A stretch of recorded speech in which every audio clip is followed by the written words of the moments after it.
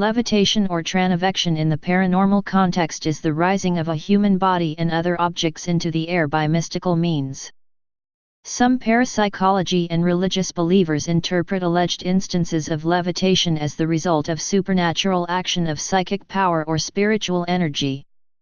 The scientific community states there is no evidence that levitation exists, and alleged levitation events are explainable by natural causes, such as magic, trickery, illusion, and hallucination. Religious views. Various religions have claimed examples of levitation amongst their followers. This is generally used either as a demonstration of the validity or power of the religion, or as evidence of the holiness or adherence to the religion of the particular levitator. Buddhism. It is recounted as one of the miracles of Buddha that Gautama Buddha walked on water levitating, crossed legs, over a stream in order to convert a Brahmin to Buddhism. Yogi Milarepa, a Vajrayana Buddhist guru, was rumored to have possessed a range of additional abilities during levitation, such as the ability to walk, rest and sleep. However, such were deemed as occult powers. It is normality power mentioned in Buddhist Pali canons. Sitting cross-legged, he flies through the air like a winged bird. Christianity. Jesus walks on the water to meet his disciples who are in a boat. Initially they are afraid, thinking he is a spirit, but he quells their fears. Saint Bessarion of Egypt, d. 466, walked across the waters of a river, Nile. Saint Mary of Egypt also walked across a river, according to Saint Zosimas. Saint Francis of Assisi is recorded as having been suspended above the earth, often to a height of 3, and often to a height of 4 cubits, about 1.3 to 1.8 meters. Saint Alphonsus Liguori, when preaching at Foggia, was lifted before the eyes of the whole congregation several feet from the ground. 13. Saint Joseph of Cupertino, mystic, born June 17, 1603, died at Osimo September 18, 1663, feast, September 18, reportedly levitated high in the air, for extended periods of more than an hour, on many occasions. Saint Teresa of Avila, born in Avila, Spain, March 28, 1515, died in Alba, October 4, 1582, claimed to have levitated at a height of about 1.5 feet for an extended period somewhat less than an hour, in a state of mystical rapture. She called the experience a spiritual visitation. Saint Martin de Porres, December 9, 1579 November 3, 1639, claimed psychic powers of bilocation, being able to pass through closed doors, teleportation, and levitation. 227. Girolamo Savonarola, sentenced to death, allegedly rose off the floor of his cell into midair and remained there for some time. Seraphim of Sarav, 1759–1833, Russian Orthodox saint, had a gift to levitate over the ground for some time. This was witnessed by many educated people of his time, including the Emperor Alexander I. A young paralyzed man brought into his cell saw seraphim raised from the ground during a fervent prayer. Likewise, 4 Divayevo sisters saw him walking above the grass lifted up from the air.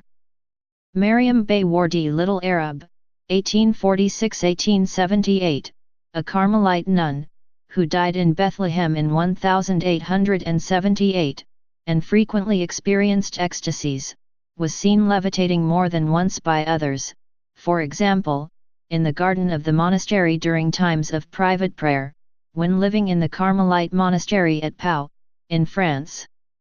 Padre Pio, 1887–1968, Catholic saint, who had stigmata, is said to have been able to levitate, as well as being able to bilocate. Demonic levitation in Christianity. Clara Germana Seal, a young South African girl, in 1906 reportedly levitated in a rigid position. The effect was apparently only reversed by the application of holy water, leading to belief that it was caused by demonic possession. 328.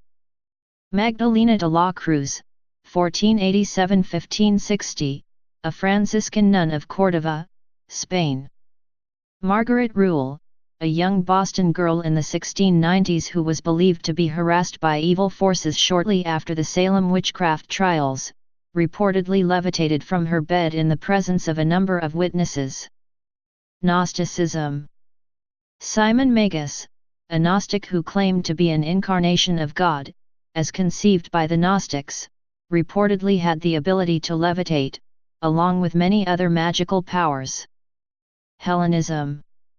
It was believed in Hellenism, the pagan religion of ancient Greece and ancient Rome, on the testimony of Philostratus that upon his death, Apollonius of Tyana underwent heavenly assumption by levitating into Elysium. Hinduism. In Hinduism, it is believed that some Hindu gurus who have become siddhas, those who have achieved spiritual powers, have the siddhi, power, of being able to levitate. The power of levitation is called in Sanskrit lagaman, lightness, or darjara siddhi, the frog power. It is said that Hindu sadhus have a history of paranormal levitation and that when one progresses on the path of spiritualism, levitation comes naturally. Yogananda's book Autobiography of a Yogi has accounts of Hindu yogis who levitated in the course of their meditation. Levitation is said to be possible by mastering the Hindu philosophy of yoga. Yogi Subhaya Pulavar was reported to have levitated into the air for 4 minutes in front of a crowd of 150 witnesses on June 6, 1936. He was seen suspended horizontally several feet above the ground, in a trance, lightly resting his hand on top of a cloth-covered stick. Pulavar's arms and legs could not be bent from their locked position once on the ground. Shirdi Sai Baba, an Indian yogi, is described in the Sri Sai Satcharitra to have mastered the art of levitation while sleeping.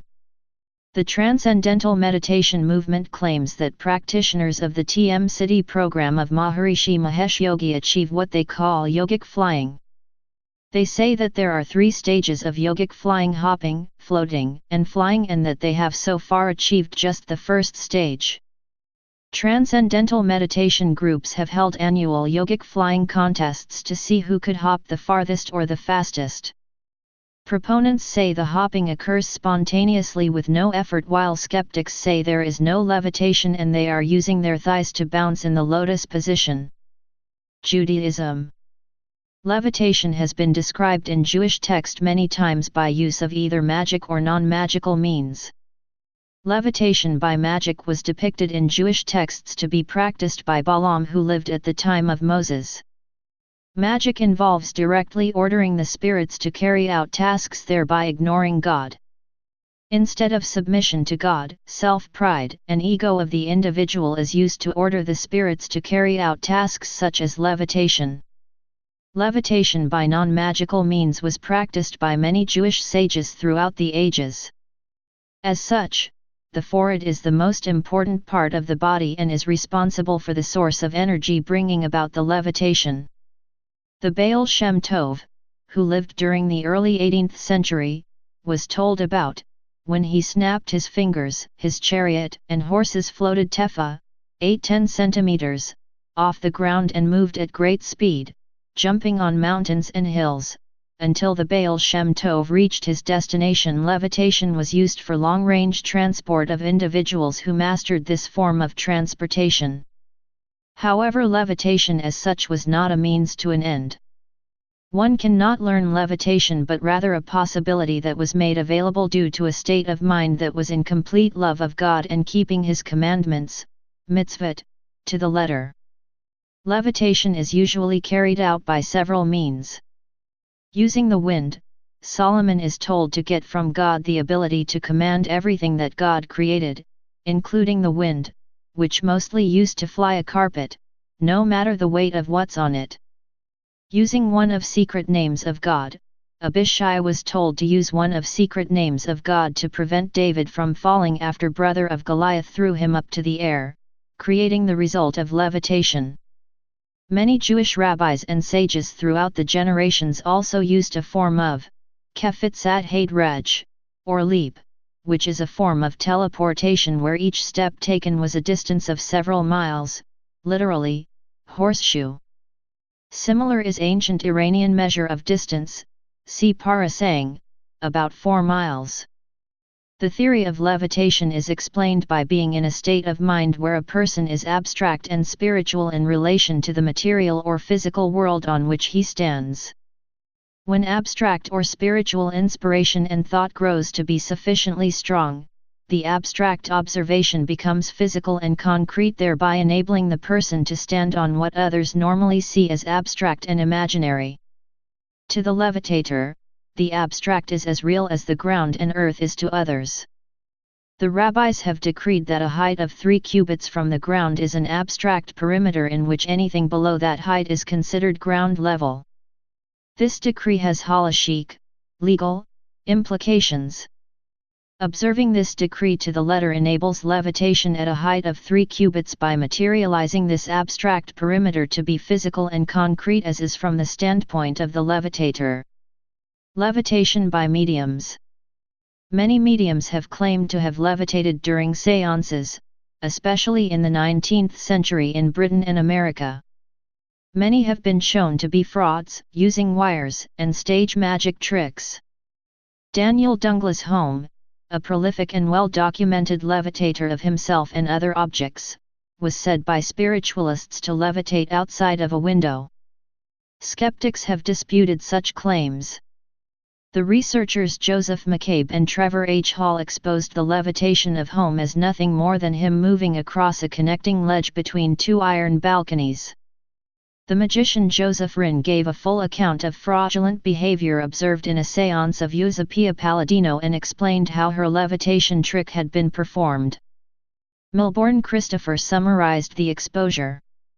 Joseph F. Rinn and Warner C. Pine, clad in black coveralls, had crawled into the dining room of Columbia professor Herbert G. Lord's house while a Palladino séance was in progress.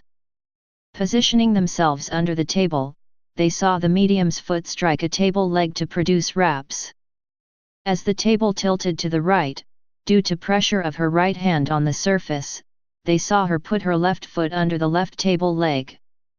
Pressing down on the tabletop with her left hand and up with her left foot under the table leg to form a clamp, she lifted her foot and levitated the table from the floor.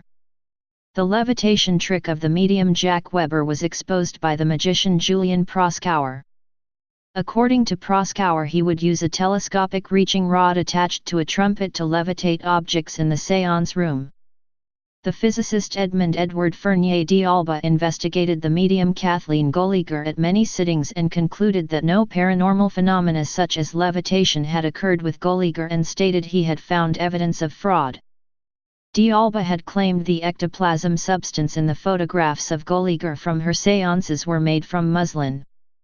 In photography, a person photographed while bouncing may appear to be levitating.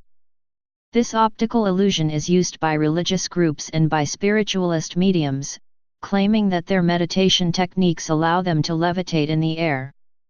You can usually find telltale signs in the photography indicating that the subject was in the act of bouncing, like blurry body parts, a flailing scarf, hair being suspended in the air, etc. Those who practice transcendental meditation, which claims to be able to teach people how to levitate, when quizzed, generally admit they were not actually levitating but bouncing. Please subscribe and thanks for watching.